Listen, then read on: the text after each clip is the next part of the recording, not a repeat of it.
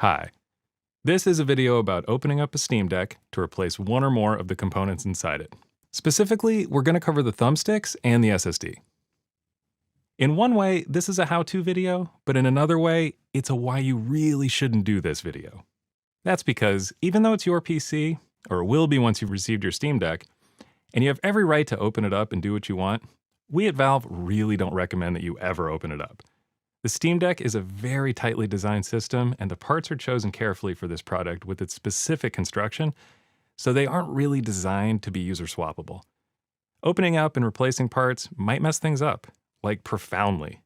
For example, if you damage the battery, the whole thing could catch fire later, which would be bad.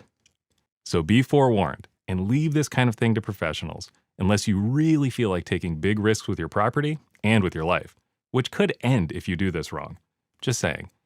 Also, the warranty doesn't cover any damage that you do. However, having said all that, we also wanted to make this video to simply show you what's inside the Steam Deck. Taking things apart and putting them back together is cool, especially powerful handheld gaming computers. Please note, the screws that secure the housing are what's called self-tapping screws, and they're embedded in plastic bosses. They can be removed and reinstalled, but it's much easier to strip or over-torque screws of this type compared to standard ones. So be aware that they're very sensitive, and either the screws or the housing can be damaged. A torque wrench does help prevent damage. Opening the case immediately weakens it and makes the product less drop resistant. There's no way to avoid this. So just know that the structural integrity of your deck will be lessened somewhat by doing any of this. Static electricity can easily break your Steam Deck permanently. Basically, if a spark jumps from you to one of the integrated circuits on the board, it'll probably fry some of the parts forever. If you're unfamiliar with preventing electrostatic discharge, you should probably stop doing this and turn it over to a pro. First, remove these 4 screws. Then these 4. Note that they're different sizes, so start keeping your screws organized to help you when it comes time to reassemble everything. After the screws are out, you just need to pry the case open. Try not to break a fingernail, that hurts. Note that this video shows pre-production hardware, and there will be some differences between what you see here and the Steam Deck that you own. This is the battery. Before proceeding, it's important to disconnect it. Do that by unplugging these wires here. The first component we're going to replace is the thumbstick. This part is easy to remove. Be aware that the whole assembly is custom: the stick, the board, and the cap. Replacing these will require matching the custom parts exactly. Stay tuned in the coming months for a source for replacement parts, thumbsticks, SSDs, and possibly more. Lift this latch. Unplug the flex cable here. Remove these 3 screws. And then take the stick assembly out. That's it. Now just reverse all that to put another one back in. Let's move on to the SSD. We don't recommend replacing the included drive. What we do recommend for increasing your storage capacity is the handy microSD card slot. So much easier and plenty fast. Please note, before attempting an SSD replacement, an off-the-shelf SSD could cause problems. 1. Power consumption. An off-the-shelf SSD can draw more power than the original drive, which could cause overheating and reduce battery life. 2. Electromagnetic interference. Our SSD is located very close to our wireless module, and was specifically chosen and tested to not interfere with Wi-Fi and Bluetooth. An off-the-shelf SSD might have a different emissions pattern and could compromise wireless performance. 3. Mechanical. We place components on the motherboard underneath the SSD, and a different one might mechanically interfere with these components, especially during vibration. 4. Assembly.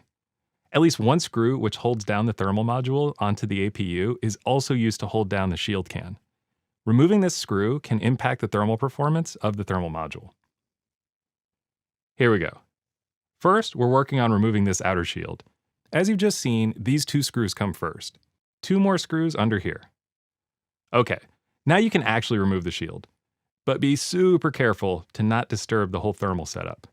Very important to make doubly sure that the battery is disconnected before proceeding. Now, disconnect the drive. Note that all Steam Deck models use the M.2 connector for internal storage, including the 64GB model. To actually remove the SSD, remove one more screw here. That's it. We haven't filmed the entire reassembly process, but as we mentioned with the thumbstick, it's basically doing this whole thing again but backwards. Remember, if you have followed these directions correctly, you've done absolutely none of the preceding steps. But you're more informed now about what's inside your Steam Deck. With Steam Deck, we're bringing your Steam library to a new form factor, a portable gaming PC. Cramming a whole PC into this new shape leads to a lot of questions, and one of the most important is, how will my games play? Many games work great on Steam Deck, right out of the box. Some games are playable, but require some extra effort to interact with or configure. There are other games that may be great on a desktop PC, but just aren't a great experience on Deck. Players need to know which group a game falls into before they launch or purchase a title, so we've created a way to see, at a glance, how a game plays on this new device. The icons you see here represent 4 high-level compatibility ratings. What sort of experience you can expect when you play a game on your Deck. You'll see these icons on Steam when you're browsing your library or shopping for games on Deck. Verified means that the game passes all of our checks, including tests focused on input, display, performance, and seamlessness. Any verified game is a great, smooth experience on Deck. Games that fall into the playable category are, as you might guess, playable on Deck. But they'll require a little more manual involvement to configure and play. For example, you might need to bring up the on-screen keyboard to enter the name of your character, adjust graphics settings by hand, or use the touchscreen to navigate a launcher. A game that is unsupported just isn't playable on Deck. VR games, for example, are all unsupported, as are games that Deck's operating system doesn't work with yet.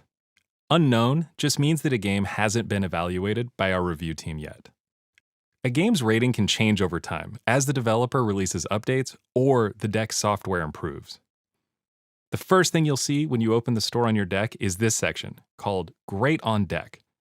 Here, you'll find only games that have the highest rating, verified. The full global store is just one tab over. There, you can find everything on Steam, including games of every compatibility rating. Here's a look at what you'll see when you're shopping for games on Deck. In the upper right, there's a section called Steam Deck Compatibility. If you click on the Learn More button, it'll take you to a detailed report about that game, including a breakdown of what you can expect when running it on Deck. PC gaming has never been one size fits all. We know players will use their decks in different ways, in different places, attached to different devices. We hope this information, being easily accessible, lets everyone find the games that'll work best for them. No matter the rating, you'll always have the option to run whatever you want on Steam Deck. After all, it's your Deck.